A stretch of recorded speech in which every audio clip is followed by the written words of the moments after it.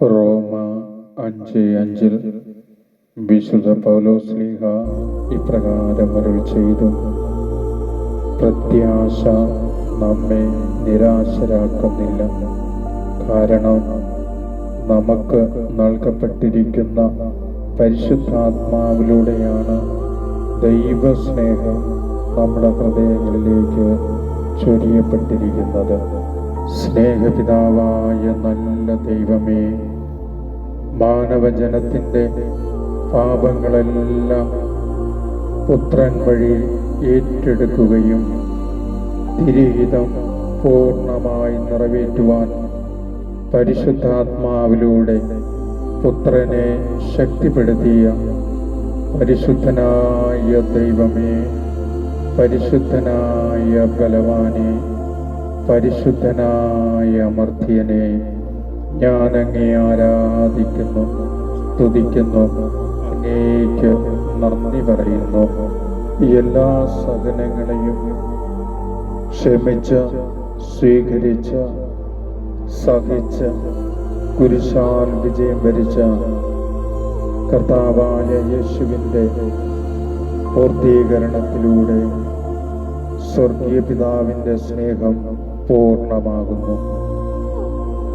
ഈ സ്നേഹം എപ്പോഴും നമുക്ക് ലഭിക്കുന്നത് പരിശുദ്ധാത്മാവിലൂടെ ദൈവം നമ്മളിലേക്ക് നിറയ്ക്കുന്നു.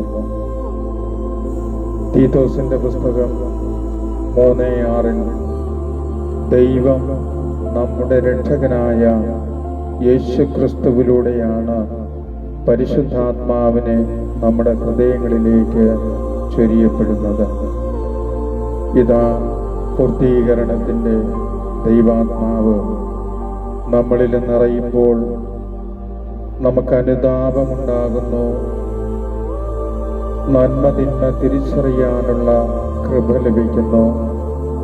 ചെയ്തുപോയ പാപങ്ങളെ ഓർത്ത് അനുതപിക്കുവാനുള്ള ഒരു ഹൃദയം ഈശോ ആത്മാവിലൂടെ നമുക്ക് നൽകുന്നു.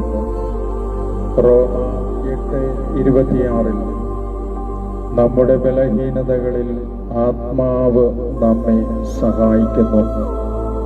വേണ്ട വിധം പ്രാർത്ഥിക്കേണ്ടതെങ്ങനെയെന്ന് നമുക്കറിഞ്ഞുകൂടാ.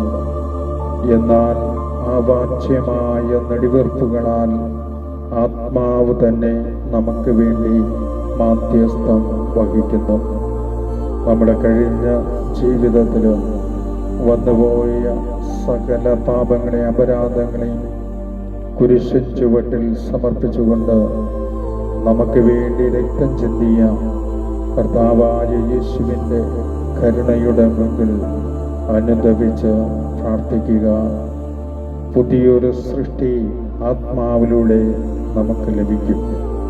ഈ പുതിയ സൃഷ്ടികളിലൂടെ മാത്രമേ മനുഷ്യൻ ദൈവഹിതം നിറവേറ്റി ഭൂമിയിൽ ജീവിക്കുവാൻ സാധിക്കുകയുള്ളൂ. സഭയുടെ വിലപ്പെട്ട മക്കളായി ഈ ഭൂമിയിൽ ജീവിക്കണമെങ്കിൽ ദൈവസ്നേഹം രുചിച്ചറിയണം. ദൈവസ്നേഹം നമുക്ക് ആത്മാവിലൂടെ ലഭിക്കുന്നു.